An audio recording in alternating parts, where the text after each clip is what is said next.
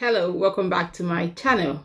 How you all doing? So today I'm going to be having a guest on this video. Her name is Shulamite Aneto. She's a registered midwife in Nigeria and now in the UK, presently practicing, and she's going to be sharing with you her thoughts, her journey, and everything that you need to know about becoming a midwife in the UK. So I do encourage you to stick right to the end.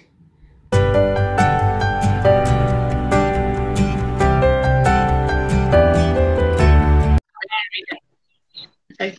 So I will just touch on this preceptorship program. Okay, that's that you're searching for jobs, you focus on these preceptorship jobs. Now, having been in the program, do you think that program is beneficial for you as a midwife who is coming to a new setting? And how do you think it has helped you? I mean, integrate into practice here. Yes, it has helped me. I came from Nigeria, and Nigeria is Africa. We have our way of doing our own things. Not that they are bad in itself, but I call it improvising. Yes, that's what we do. We know the right thing to do, but we don't have what to do. So we improvise. You use inco pad or delivery mat to be posh, to deliver a wife, a woman. You are there in the community, you don't have inco pad, don't have delivery mat. You use your wrapper. So that's it. We improvise, but we still do that we're supposed to do. So preceptorship is a program that helps you to blend, that brings your knowledge and experience and brings that of the UK. Then you now find the ones that maybe you think that becoming a bad habit and you need to do away with them. So it's more of an orientation program to help you to set off your career in the UK. I think that's what I'll call it. You need it. If you just come from Africa and you start working in the UK as a band 5 midwife, honestly, you are going to do a lot of blunders because you'll be like, this woman, turn, let me give you injection. It's not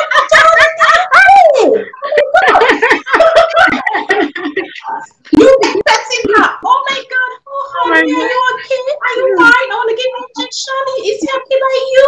Can I proceed? I mean, okay, which side do you want me to give? You want me to give it in your hand? It can be given in the hand, it can be given in the lap, it can be given in the buttocks. She will not be the one to tell you, okay, I'm comfortable with the lap. It's not, yeah, madam, turn, can injection, like. Oh my God. So you why the preceptorship is good. You will be assigned someone to supervise you as you're doing anything you're doing. You know how to set a line. Of course, you can't monitor a woman level and deliver her without an IV line. Of course, we know you set like 1,000 lines in the past or up to 10,000 lines. But you come here, you have to learn their own way of setting line before you can be allowed to do it alone. So you just have to open your mind to it. And I'm so grateful that I watched your video that talked about preceptorship midwifery, and I can't think about preceptorship midwifery. I went to Google, I googled it. I was like, wow, preceptorship midwifery, I've not had this before.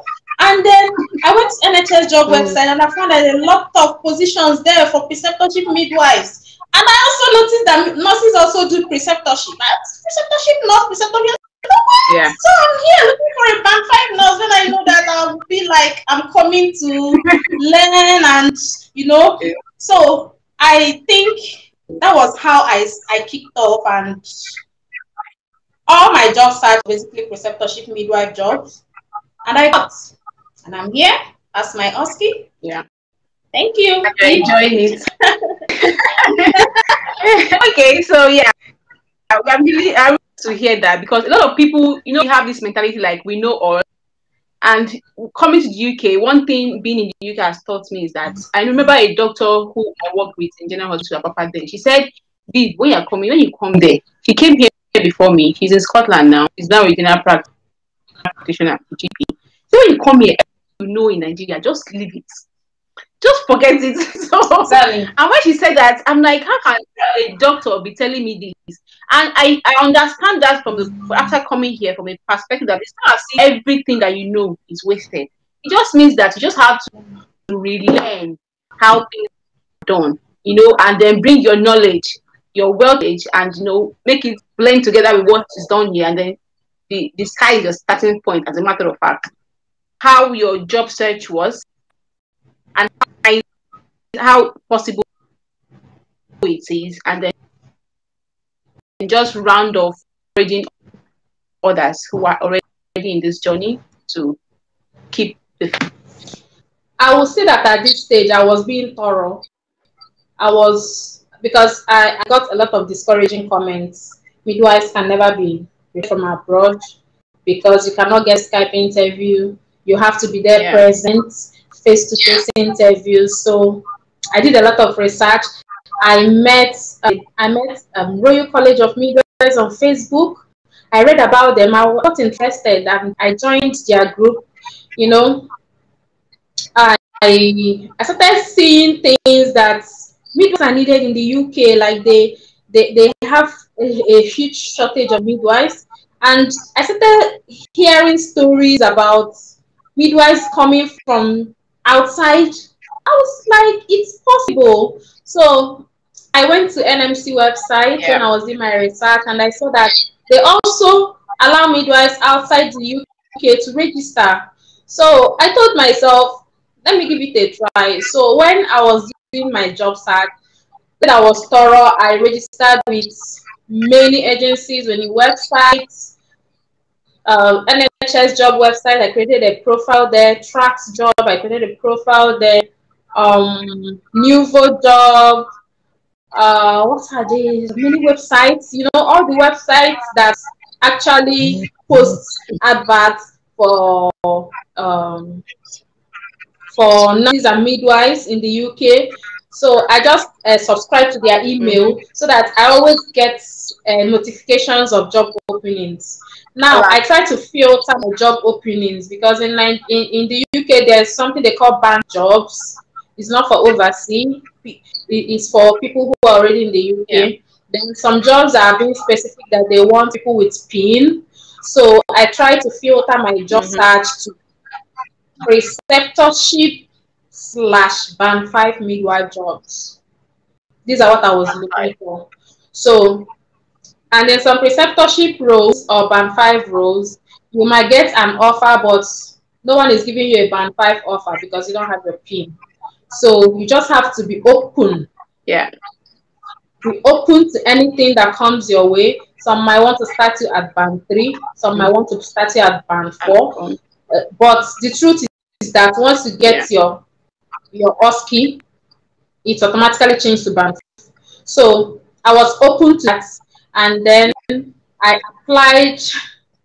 Honestly, in a day I apply up to 20 jobs. Yeah, I do up to 20 job application, and I leave it there because agencies will tell you they don't recruit midwives, and then later we started hearing that developing countries have stopped recruiting nurses and midwives from developing countries for NHS. So even the nurses are now in the jungle hustling to get a job direct without agency. So I also, I also got myself involved in many groups, Facebook, Telegram, WhatsApp, you know, getting current information, knowing what is going on, and getting to know these trusts, you know, the ones then that have more interest in midwifery, then getting to apply to them directly. And I got an interview. I got several interviews, but along the line, some will say, okay, they would have preferred face-to-face. Some will say, okay, you're not in the UK, sorry, we can't proceed. Some will say, sorry, we'll not give you Skype. Some will say, okay, let's try Skype. No, at the end of the day, I just had my first interview, and it happens to be my trust now, and I didn't bother about the rest of the interviews, and I carried on with the rest. So yeah, so that is what I would advise people. Like I'm saying, read. As you're reading, you get to know people, you get to know organizations. You can get yourself involved in getting information. You can be on LinkedIn. I tell people, Get a LinkedIn account. There you can meet recruiters directly. Yeah, talk to them. They will give you advice on what to do. Yeah. They can give you tips, as in tricks on how to pass interviews, how to present your CVs and all that. So these are the things that I benefited from. Yeah. Okay. Thank you very much. Your story is very inspiring. Like I did tell you when you contacted me, I said there's either two things. Either she's really working as a midwife and has gotten a pin, or she's already in the UK. So when you're asking me how did you do, I'm like, I just know these things. You know, when you communicate with people first time, you know it and you know what they will go on to achieve. And I'm very grateful. I'm very happy to have known you and also to have seen you come this far and your success story.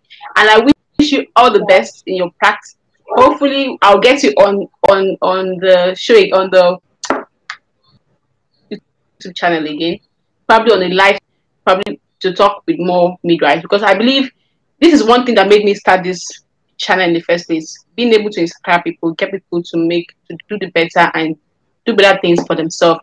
And I'm glad that you're in that journey. I can only see you great places and doing good at things. And I wish you all the very, very best. Thank you for having me, and congratulations to you once again. Continue to be safe. I really enjoyed this. And thank you for your YouTube channel. It inspired me also. If I had not seen your YouTube channel, I wouldn't be inspired. Thank you so much. All right. Well, thank you. That's what I do. Thank you. Yeah, bye. Bye.